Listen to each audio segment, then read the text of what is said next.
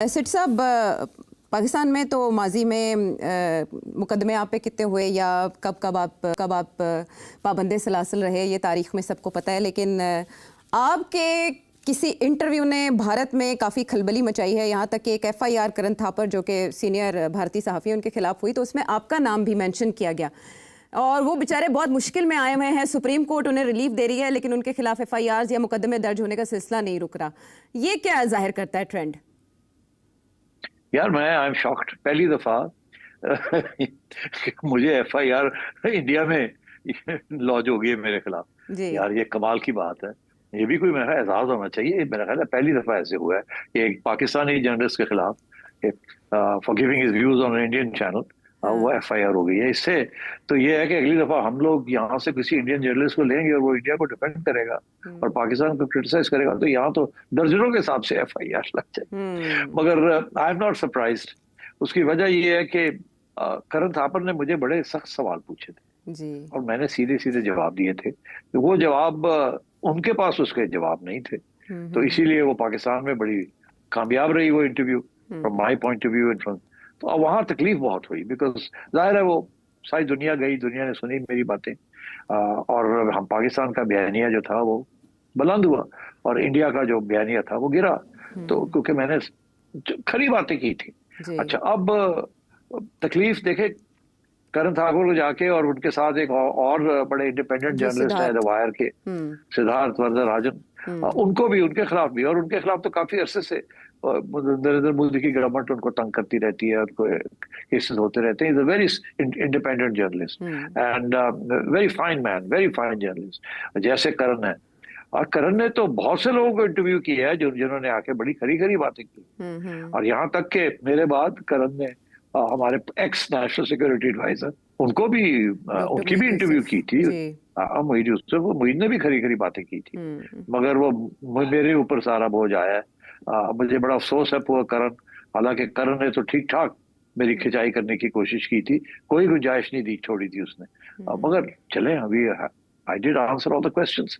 अच्छा, अब ये बड़ी इंटरेस्टिंग बात है बिकॉज ये अगर सिलसिला शुरू हो गया कि एक मुल्क के जर्नलिस्ट दूसरे मुल्क के अंदर उनके ऊपर FIR कटनी शुरू हो जाएगी तो ये फिर कहाँ जाएगी ये बात। ये मैं समझता हूँ ये बैकफायर करेगी।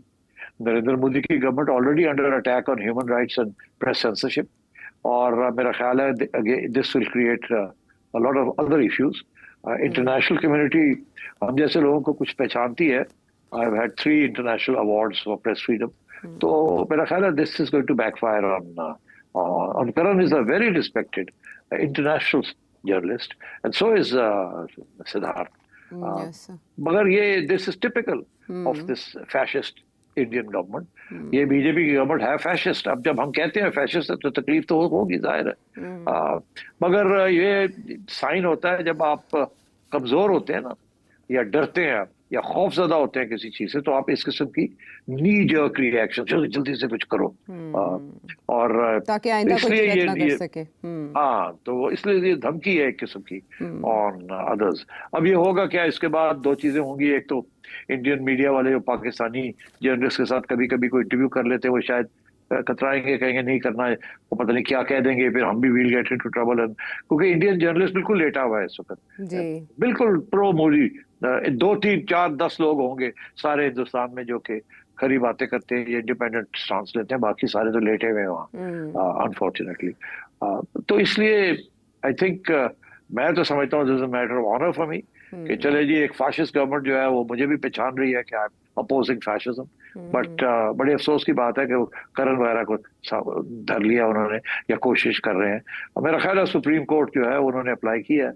आई थिंक वहां से रिलीफ सुप्रीम कोर्ट ने जी मिला है ऑलरेडी और ये केस कहीं आगे नहीं जाएगा मगर धमकी है ना, that's the point of it. The wire की जानिब से जो चैलेंज किया गया है वो 152 को ही चैलेंज किया गया है जिसे इंडियन सुप्रीम कोर्ट ने 2022 में मुअत्तल कर दिया था और इंडियन प्रेस क्लब की तरफ से भी और जो विमेन प्रेस क्लब है उनकी तरफ से भी प्रोटेस्ट किया है कि आप मीडिया को दबाने की कोशिश करें। तो कुछ आवाजें अभी भी वहाँ मौजूद हैं। सच अगर हजम नहीं हो रहा तो फिर ज़ाहिर उसका जवाब ऐसे आएगा कि कुछ भोंडे मुकदमात का इंदराज कर लिया जाएगा जिनकी बुनियाद नहीं होगी। अच्छा सेठी साहब, एक और बड़ा मामला गाजा का। कहत साली बाकायदा तौर पर बयान की गई है और कहा गया है कि जो कहत है ये मैन मेड है, इंसान का क्रिएटेड है और इसे ख़त्म किया जा सकता है फौरी इक़दाम लेकर, क्योंकि पहला फेज़ बेंयामिन नेतन्याहू की जानिब से शुरू किया जा चुका है गज़ा में ऑपरेशन का। लेकिन ऐसे में जो जेरूसलम पोस्ट है और द टाइम्स ऑफ इसराइल है, जो इसराइल के नामवर अखबारात हैं, वो ये बता रहे हैं कि IDF की जानिब से ये बयान आया है कि हुकूमत की बका, इन शॉर्ट नेतन्याहू की बका, गज़ा पर हमले में मुनहसर है। इसके अलावा इसराइल के एक साबिक वज़ीर ख़ज़ाना है, उन्होंने ये इल्ज़ाम लगाया है कि हमास को असल में बेंयामिन नेतन्याहू ने नर्चर किया ओवर द ईयर्स।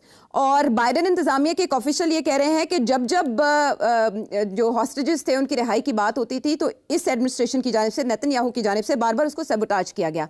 ये आगे पीछे यके बाद दीगरे 3 खबरें ऐसी आई हैं जो बता रही हैं कि इन हाउस यानी घर के अंदर से बेंयामिन नेतन्याहू के खिलाफ बात शुरू हो गई है। इसका इशारा आप अपने एनालिसिस में पहले भी दे चुके हैं। सो किधर जा रही है बात अब इसके बाद? बिल्कुल जी, मैं इसके बारे में कह चुका हूं कि रेजिस्टेंस इंटरनेशनल तो आ रही है, मगर इंक्रीजिंगली आगे डोमेस्टिक से भी आएगी। और इसका इशारा पहले मैंने किया था कि 17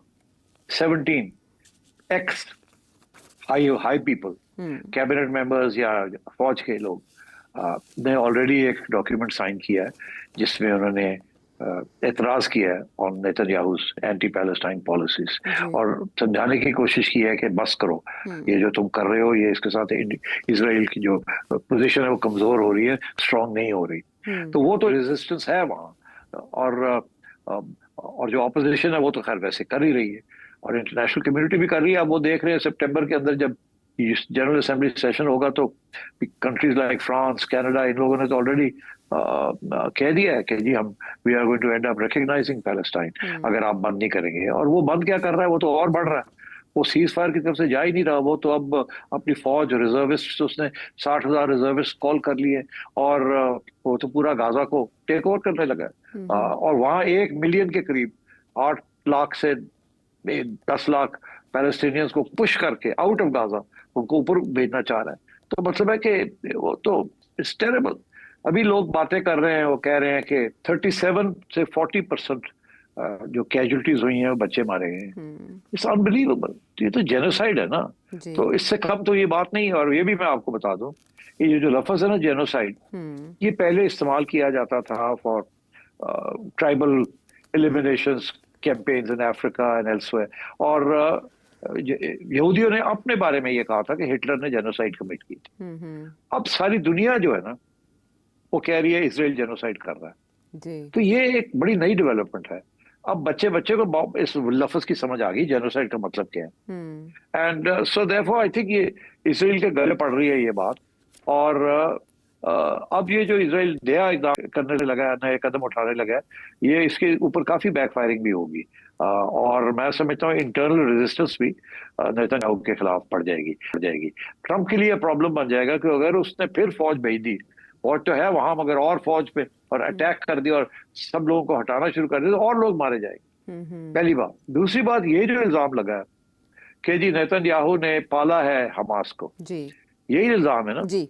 अच्छा, ये बात ये है कि ये बिल्कुल सही है, ये कोई पहली दफा नहीं है, ये तो पहले एस्टेब्लिश हो चुका है कि नेतन्याहू की पॉलिसी यही रही है कि कतर के जरिए कतर को पैसे देते थे फॉर नेगोशिएशंस, मगर एक्चुअली आइडिया ये था कि कतर आगे हमास को दे, क्योंकि जब तक हमास है उस वक्त तक नेतन्याहू को अपनी लेजिटिमेसी, अपने आप को रेलेवेंट रखने का एक एक्सक्यूज मिल जाता है। तो वो उसने बहुत किया है। और फिर मैं आपसे ये कह रहा हूँ, ये हमास इतना स्ट्रांग हो गया है, जो ये कैसे हुआ, और इसी वजह से हुआ कि नेतन्याहू को एक दुश्मन चाहिए था तकड़ा, जिसको वो मार के और अपनी अहमियत बनाता। और इसीलिए ये कोई आज की बात नहीं है, ये पुरानी बात है कि बहुत से जो फंडिंग हुई है हमास की इनडायरेक्टली वाया कतर हुई है, एंड उसमें इजराइल दैट। पहली बात। दूसरी बात, मैंने पहले ही ये कहा था जब ये हमास की तरफ से अटैक हुई कि ये हमास की जो अटैक थी इसको कम से कम 1 साल लग गया होगा प्लानिंग के अंदर। इतनी कॉम्प्रिहेंसिव ये प्लानिंग हुई थी कि ऑल लैंड, सी, एयर, हर जगह से अटैक हुई थी। तो क्या इसराइल को नहीं पता था? कहते हैं इंटेलिजेंस फेलियर था। इंटेलिजेंस फेलियर नहीं था, इसराइल को पता था। Israel new everything. Israel encourage कर रहा था कि करो, ताकि हम फिर अपना जो करना चाहते हैं हम कर ले। ये इसी किस्म की बात है जैसे सद्दाम हुसैन के खिलाफ जॉर्ज बुश और टोनी ब्लेयर ने ये अनाउंस किया कि जी उसके पास वेपन्स ऑफ मैस डिस्ट्रक्शन है, और कह के और फिर चढ़ाई कर दी।